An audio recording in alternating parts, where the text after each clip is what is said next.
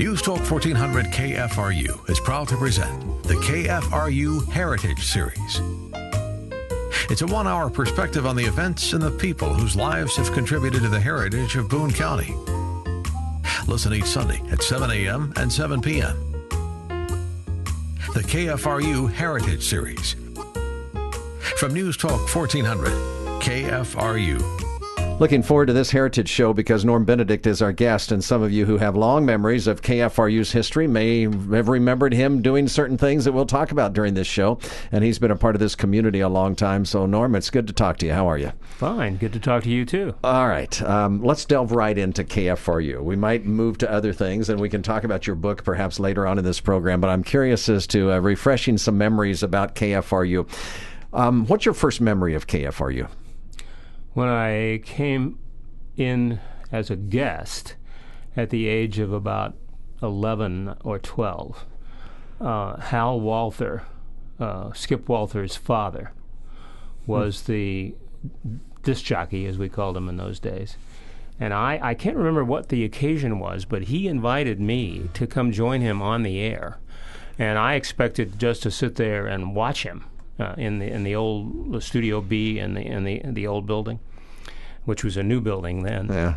And but instead he interviewed me on the air. I actually could hear my voice, and I was just totally enthralled by the thing. What did he talk to you as an 11-year-old about?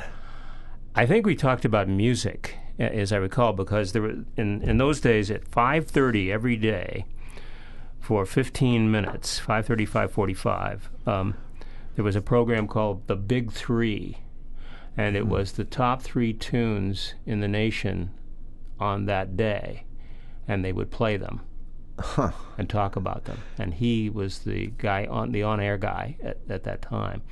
And then, of course, at 5:45 was when Malin did the sports page of the air for 15 minutes. So at 5:30 in the afternoon, there would be 15 minutes of the top 3 songs of the day. Mm-hmm. People will remember. I don't think it's been a long time, but not an extremely long time. Used to have music. Music played a role on KFRU. I mean, that was back before there was music FM stations for the most part.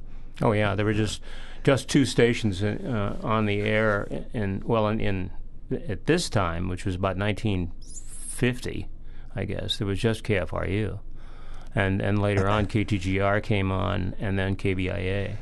So you're an 11-year-old, you get interviewed, you come in, Skip Walther's father interviews you. What was his first name again? Hal Walther. Yeah. Did you make a repeat visit to KFRU, or did that just plant a seed that took years before you were able to come back? I was out there again later as a teenager. I was on the air a couple of times, interviewed probably for plays or musicals that we were doing in high school.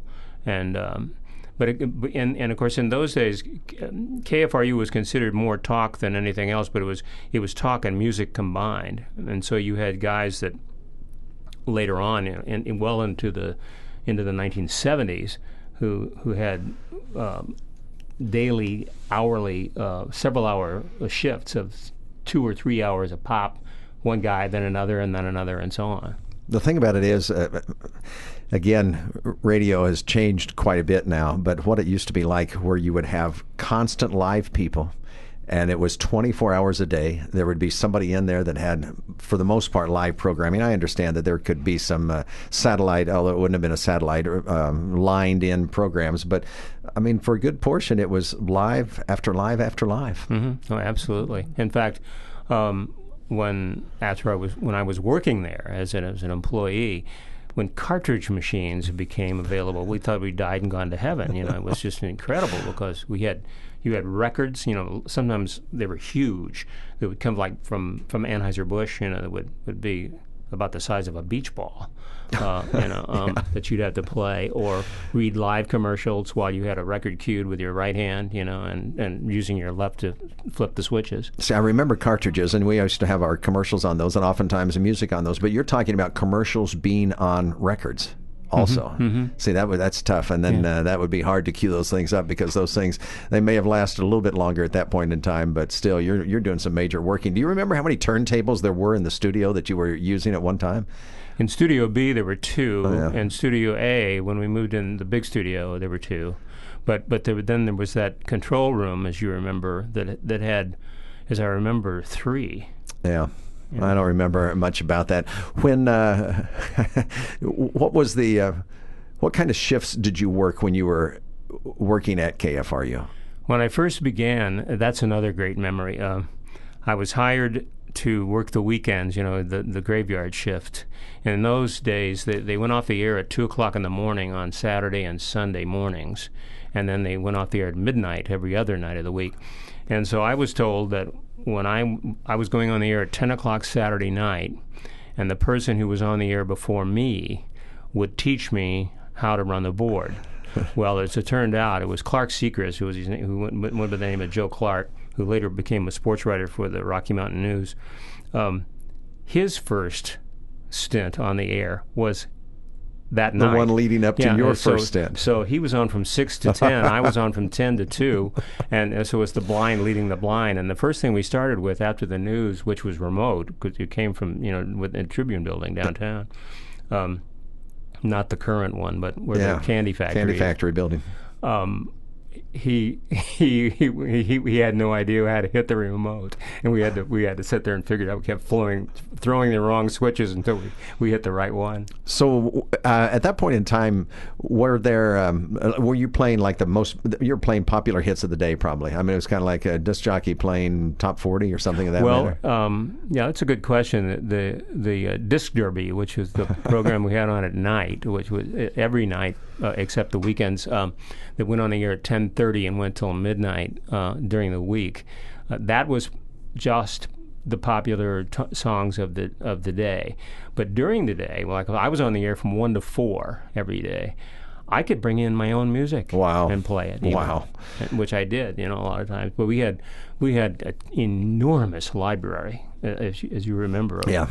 78s, 45s, and 33s. Did a lot of young people, was it a place that young people called?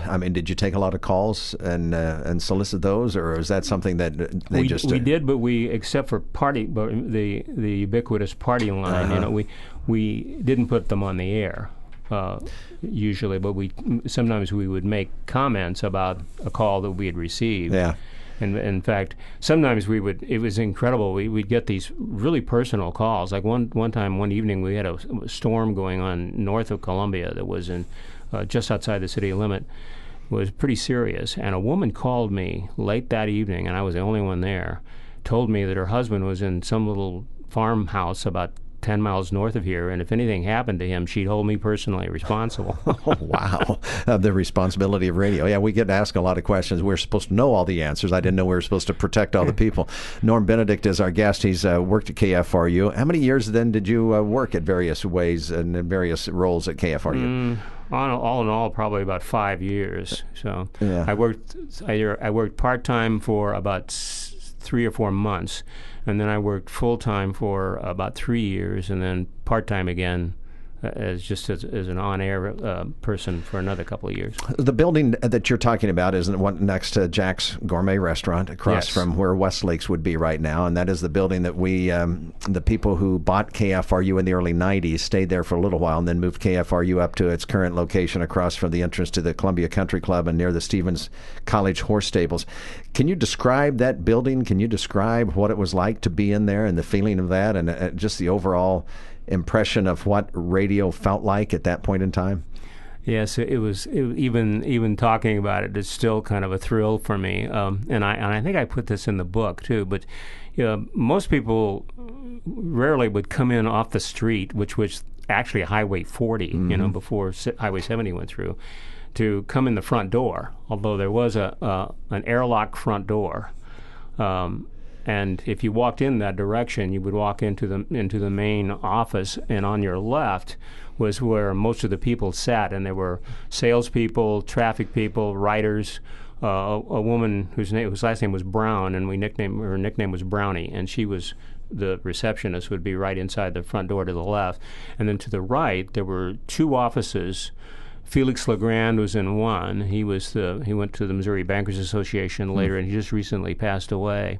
He was the general manager, and Malin, who was next to him, was the overall honcho. Did you ever have much contact with Malin Aldridge? Oh yeah, yeah, yeah. In fact, my memory of him, he was a heavy smoker, but a lot of men were in those days. Although the cigarette wasn't in his mouth very much because he talked all the time, and he sometimes he might have 4 or 5 cigarettes going in the same around the room, and he had a little bit of a tummy on him, and he would walk around and he would hitch up his pants and smoke the cigarette at the same time, and that's what I can remember. But just to the right of those offices was Studio A, which the big studio, which for a time was just a storage room. There were records in there, but and Malin did the sports page of the year from there, standing up with an old 44 BX mic, and then if you went through the outer door on the other side of that room, it led you into the control room, and then you came back around the corner where Studio B was, and that's where we did the on-air stuff. Talk about the news department at that point in time and what news was like at KFRU back. You were talking what, 70s? You said 60s. The last year of the 1950s. Yeah, into early 60s. Into the 60s and into the 70s. Yeah. What was the news department like at that? There had to be a lot of bustle and hustle around news at that time. I was just recently talking about that to Eric Engberg, who did a series of articles in Tribune recently when Bill Clark was recuperating, and Eric, who went on to be a CBS producer in Washington and had a pretty good career, is retired in Florida now, and we were talking on the phone and also by email about what the news was like in those days. But when I was in grad school, I interned at KFRU, and Roger Gaffke and I had to write the 7:30 news and stay there until it was over. And Dick Cottam was the news director, Cottam, and he would come in sometimes at 7:25, and we'd have it ready, and he'd just whip it out of our hands and getting that little kiosk booth that he had and read the news, and we had to stick around until 7:45 in case World War III broke out. We would be there to pick up the pieces. So he came in, and that's 7:30 in the morning, which would have been a great 15-hour news block. Yeah. I mean, 7:30 to 7:45. That's a crucial time when a lot of people are listening, and so you would have the news waiting for him, and he'd come in and take it and read it. Yeah, and there were lots of spot breaks on that one too. I remember reading one of Eric Engberg's columns that you mentioned from the Tribune not long ago. He was talking about, I think, the women in the newsroom, or especially I liked the one anecdote that he told about taking his girlfriend, I think, trying to get her into the press box at the University of Missouri when women were not allowed on that floor. Yeah, and then the guy that came up, who a lot of people would know and shall go unnamed, who told him to get out, that women can't come in here. Yeah, and that wasn't that long ago. That was the 1970s.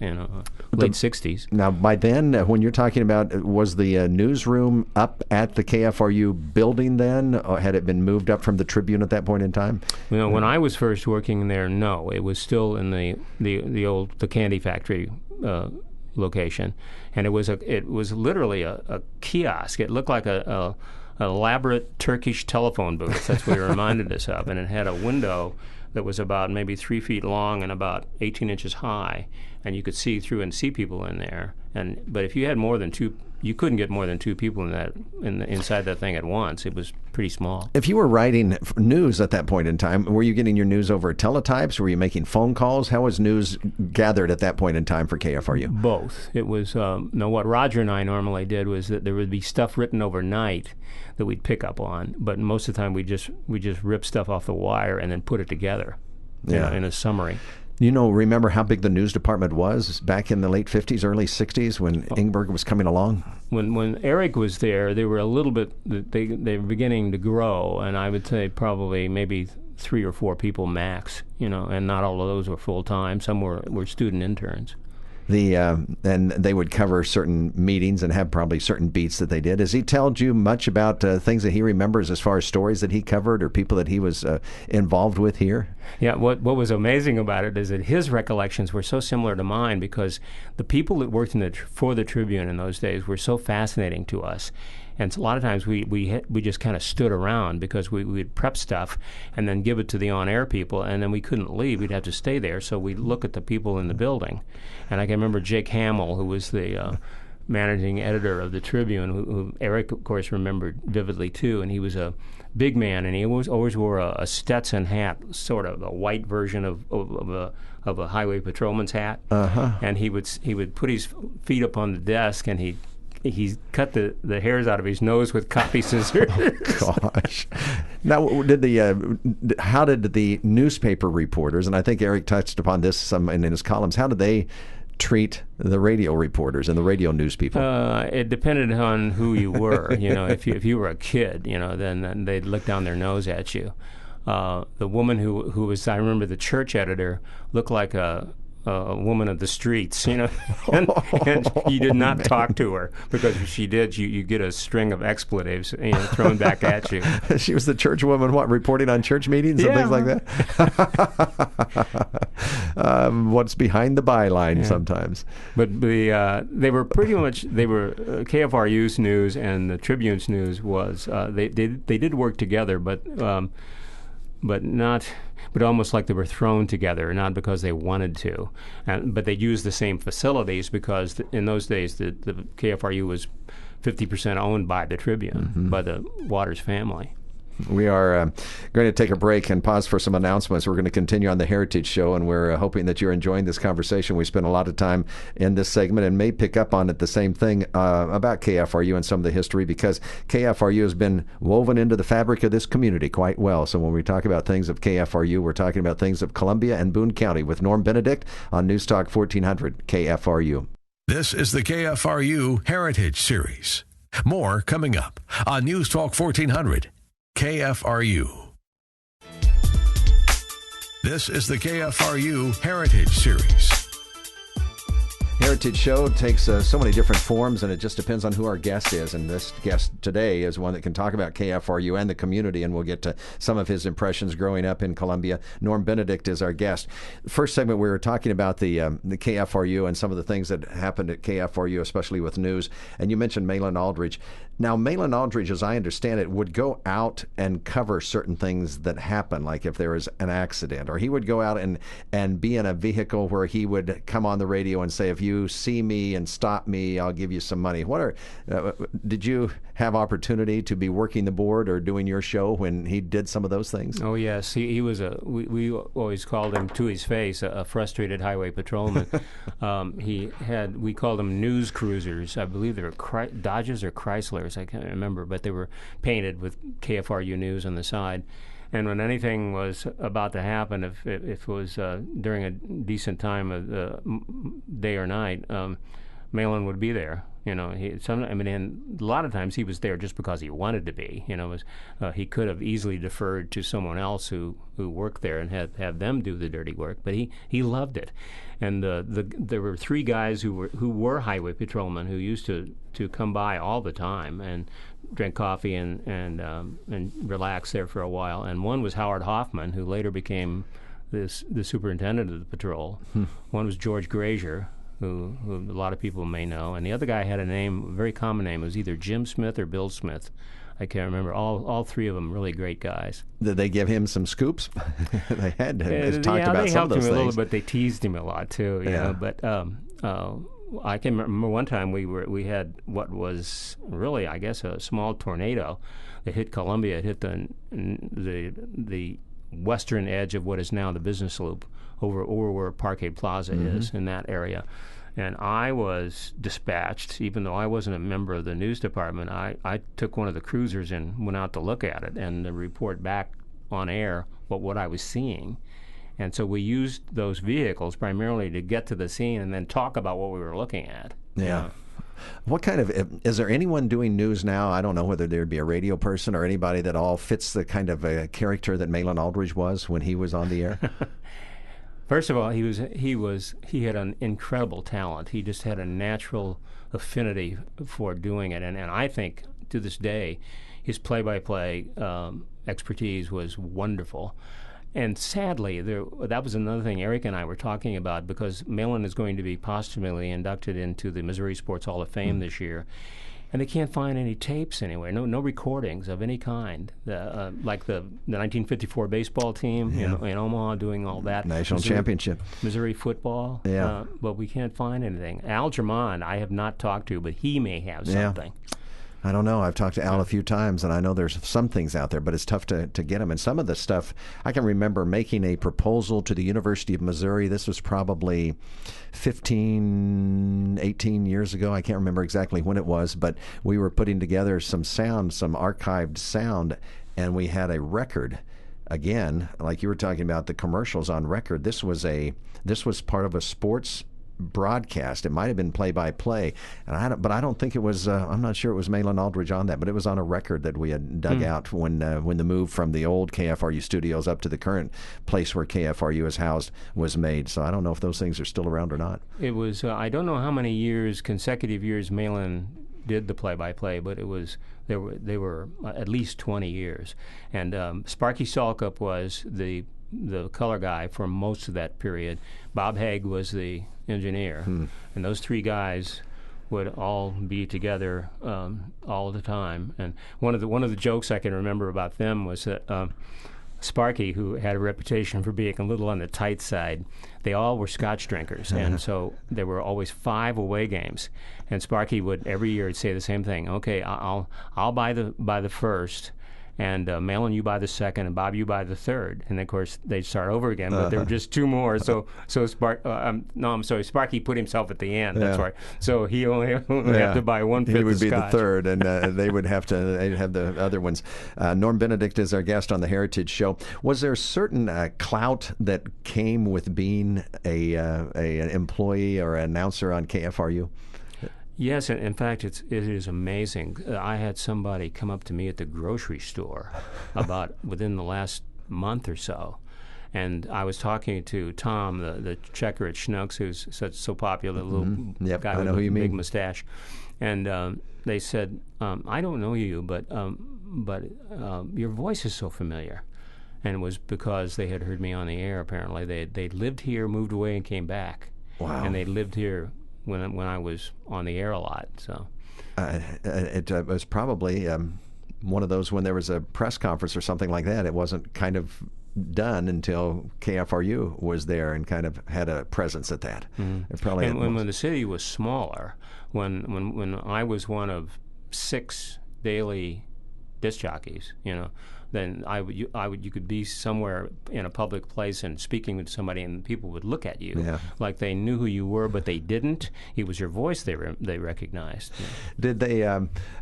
Who were some of the other people who were other announcers that would have held prominent spots like Morning Drive or other times? Who were some of the personalities that were on the radio at that time? All of these people weren't all there at the same time, but when Jerry Bryan was on in the morning, and he later became Warren Hearn's press secretary, Bryan. I don't know what happened to him. He was from Poplar Bluff. I do remember that.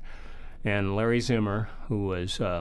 he wasn't there when I came, but he was in the Army, and then he came back and got his old job back, and we're still close friends today. He's out in Denver. He was the sports director. Bill Younger, who I think may still live in Columbia, he was on in the early evening. Buddy Carter, who was on at night and late night stuff and did more of the popular stuff. A guy named Jerry Heller, who followed me. He was on from 4 to 6 most days, and I was on from 1 to 4. Dave Ormiston was the office manager for a while. He just recently died. Those are some of those names are familiar with me. Do you remember any contests that you ran? Did they have contests? Did they have giveaways or any kind of simple things? Like Quickie Quiz has always been around, as I understand it. In fact, the theme that you play on Quickie Quiz is there's something missing in that theme.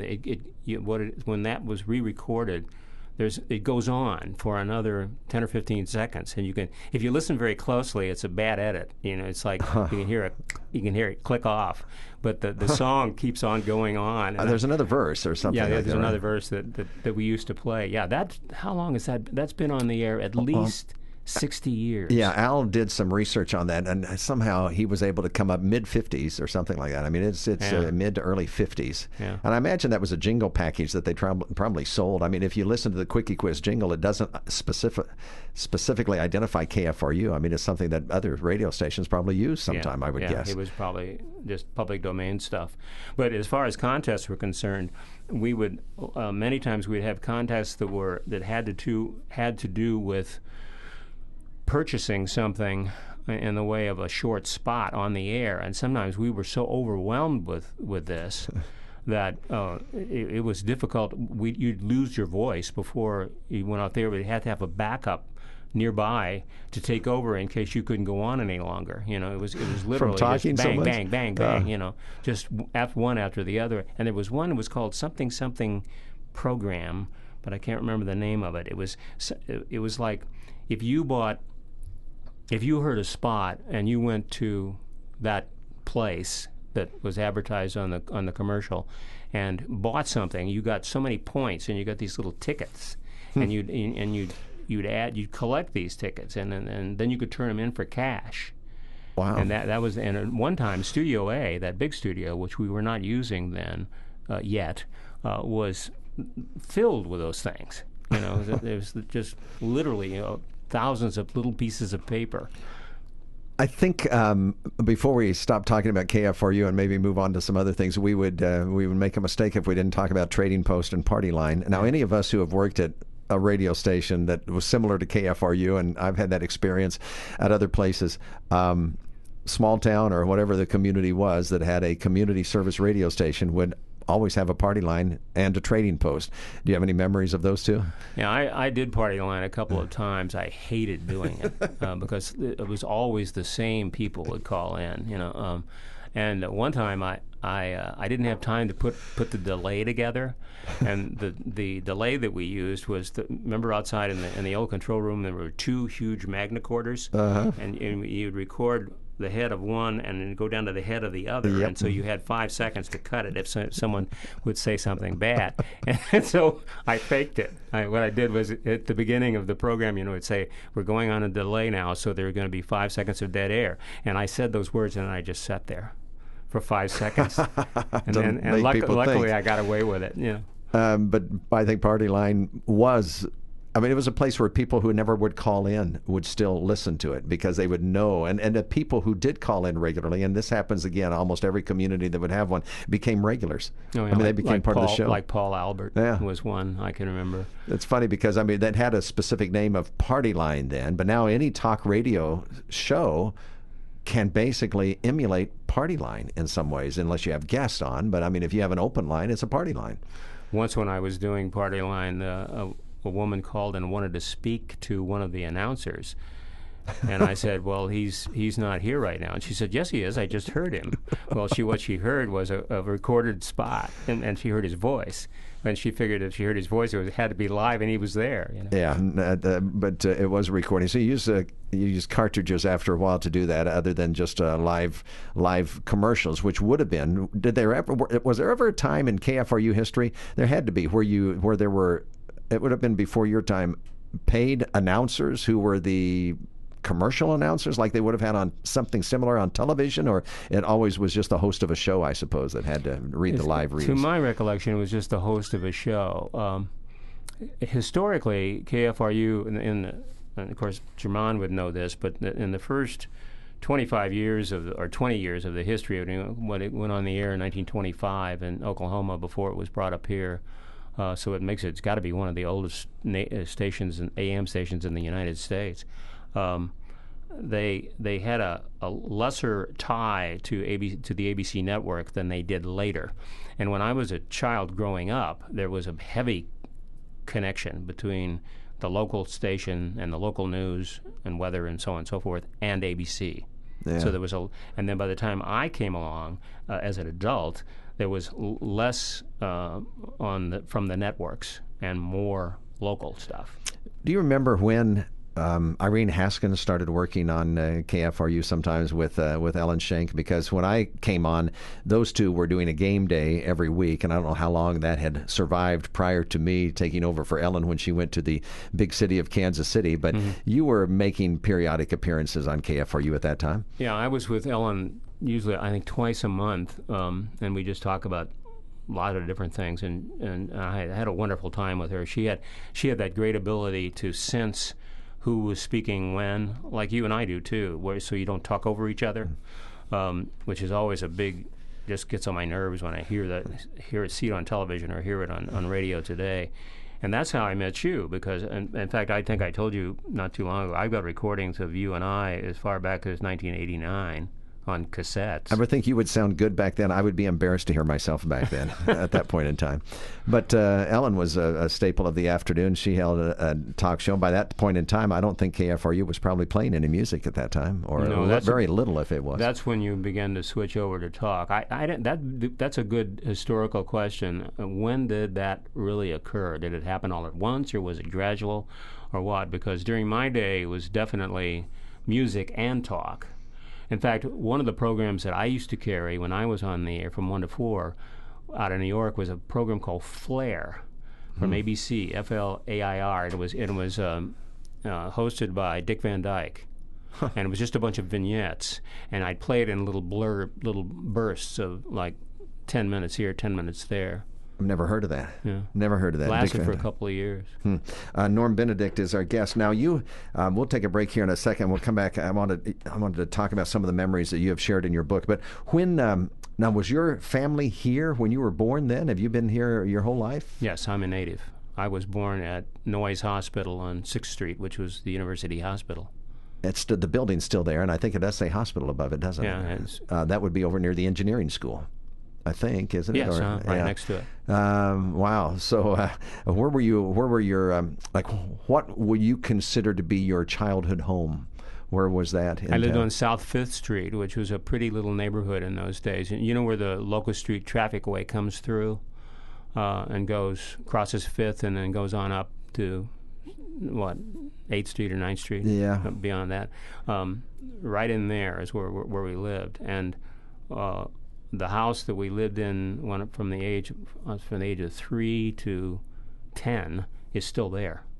And I think it's owned by the people that run the mosque. Oh, so it's that house right there. Yeah, I mean, that may be the only house that's still there. Or no, there's a couple of houses there. Yeah.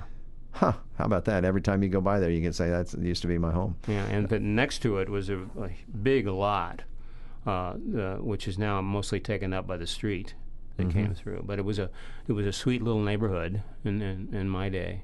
Well, we'll come back and talk more about that when we continue. It's the Heritage Show. We're talking with Norm Benedict. He knows a lot about the KFRU history and also about the history of this community. And in fact, he's written about it, and we'll have him share some of his thoughts from his book next in our final segment of the Heritage Show on News Talk 1400 KFRU. This is the KFRU Heritage Series. More coming up on News Talk 1400 KFRU. This is the KFRU Heritage Series. Norm Benedict, our guest on the Heritage Show on News Talk 1400 KFRU. We just got into some talking about South 5th Street and a neighborhood there that he remembers as his childhood home. You've written a lot about this in your book, and I want you to say the name, because when you say it, it means something to you, the name of your book, because it's something that you remember your father saying to you. The book begins when I'm 4 years old, and I am actually walking to University Hospital, the one I just described. There was a street in those days, it's no longer there, called Chestnut, and it ran for 1 block between 5th and 6th Street at the top of the hill. If you're going south on 5th right now, you come to the top of the hill and you go down toward the power plant. Just as you reach the top of that hill, there was a little street that ran over to and came out right across the street from the driveway that leads up into Parker Hall. Which was a hospital. That was the first university hospital. And I was walking there with my dad, and I say in the book it was 1 month after the Doolittle raid, and I remember, all I remember was walking with him. It was a cool April morning and it was foggy, and I looked up and I could see the spire of Parker Hospital, which looks like something out of a Bram Stoker novel anyway. And I thought, surely I'm going to my death. I'll never make it back to the land of the living. But he had this phrase that he said with me, and I repeated back to him, and he'd hold his thumb up and say, thumbs up. And then I would do the same back, and then he would make a V sign and say, V for victory, and I would do the same thing. And then he would make a circle with his thumb and forefinger and put it over his eye like a glass, a set of glasses, and say, I love you. Yeah. Wow. So that's where the title comes from. How have people reacted to your book?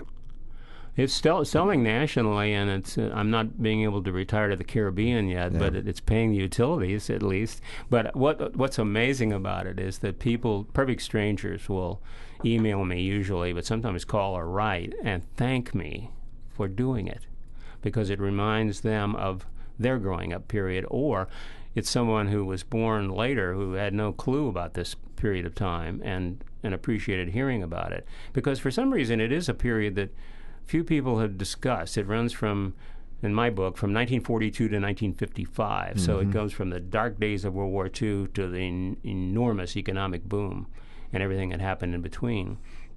And there is a lot in there about the university and about Columbia and so on, but a lot is just about the history of the period. And that took you up to what age? You were how old when you stopped in the stories that you write in the book? 16? 17. 17. Where was your running around? I mean, where was the time? What a great memory to go back and to think, this is where we hung out, or this is where our stomping grounds were, or this is, I felt like I can remember, I felt like I ruled part of my hometown at that point in time. Do you ever have those areas that you felt like this is mine? This is where I feel the most comfortable? Oh yes, and before the days of like before we were old enough to drive a car, we bicycled everywhere, and of course it was never any question about your safety. I mean, there might have been places that you stayed away from, but for the most part, anything was an open field for you. And one of the places that we loved to go as junior high school people was a pool hall on Conley, which was on the corner of Missouri Avenue, which is still there, and Conley Avenue, and all of that, this is where the Alumni Center is now, and the law school and so on. Those were all businesses on the south side of Conley, from Maryland all the way up to where the street curls, comes around to Ellis Library. And we would play pool in there because it was one of the few places in town where you could go that didn't have 3-2 beer available, or you could smoke or something like that. And so it was a nice place to be.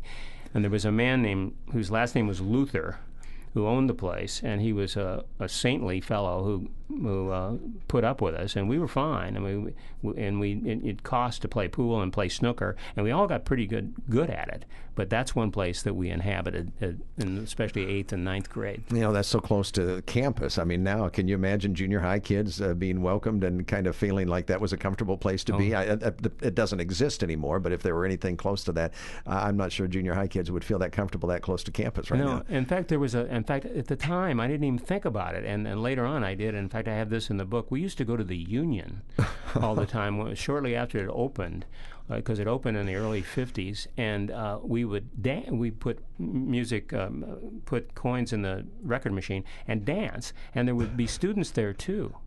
And we intermingle with each other. Nobody seemed to care. Of course, the university is a lot bigger now as far as the number of students there, so it's changed a lot with that. Where'd you go to high school? I went to high school from actually grade school through high school, pre-kindergarten through the 12th grade, on the University of Missouri campus in the laboratory school, which is now called Townsend Hall. So what was that like? Because I've heard other people who have gone to school there. Well, I just made a speech on Monday, Tuesday of this week, to the Boone County Retired Teachers Association, and standing there facing a bunch of teachers and talking about this. I mentioned my teachers, especially the ones that I had as a child, who were so formative as far as helping me forward and giving me an education, which in those days was so rare. All of the women that we had, and they were all women, from kindergarten through the 6th grade, were all either EDDs or PhDs. The first one was Eleanor Taylor, who was known throughout the education community and here too. The second one was Mary Polk Jesse, Wow. the youngest of the Jesse sisters. And there were 6 of them. And the third, Lois Knowles, 3rd and 4th grade, and Dorothy Farthing in the 5th and 6th grade. And what they had us doing in those days compared to just today, and one-on-one touch, and of course you have a teaching background, and I know you can appreciate it too. It was just phenomenal.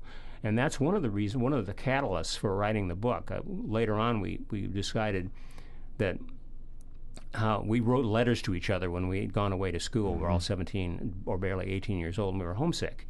And so we wrote snail mail letters to each other, and that became the catalyst for this book. But from those letters, we said it was just all pretentious BS, but how well written they were. Uh-huh. And that's when we started talking about what a wonderful education we had. How big were the classes at the lab school? My class in graduating in high school, my class was a big class. It was 39 people. Oh, wow. Yeah. Did you do plays up on top of the roof? I did, yeah. Yeah, I was in a couple of plays up there and directed by Reinsberger himself. Oh, man. But then in the plays that we did in the down on the second floor in the big auditorium were unprecedented for high schools in those days. We did the Community Court Martial. We did All the King's Men, which was not a play. It was just a movie and a book. But it had been revamped into a play by a woman who was working on her PhD in theater. We did Arsenic and Olace, Harvey, which in those days was more common today, but not in those days. You've seen Columbia grow quite a bit, haven't you? Yeah, a lot. Yeah, when I was born, I believe the population was about maybe 25,000. Quadrupled easily. Yeah. And then you take into the county, which seems to be a part of the city right now. It's huge also. We're almost out of time. Any final thought? We got about 30 seconds or so of your thoughts about the heritage of Columbia and Boone County. I think the main thing that I tried to get across in my book was that how the situation, it was a simpler time, safer time, but much more reflective time. It was something that everybody had a natural curiosity. Most people did anyway, and you could learn from it, and have an excellent upbringing, or the opportunity for an excellent upbringing. Norm Benedict's been our guest. Good to talk to you. Thanks for coming in, Norm. Oh, I really enjoyed it. Thank you. That's this episode of The Heritage Show on News Talk 1400 KFRU. You've been listening to the KFRU Heritage Series, celebrating our history and heritage of Columbia and Boone County. Listen each Sunday at 7 a.m. and 7 p.m. The KFRU Heritage Series from News Talk 1400 KFRU.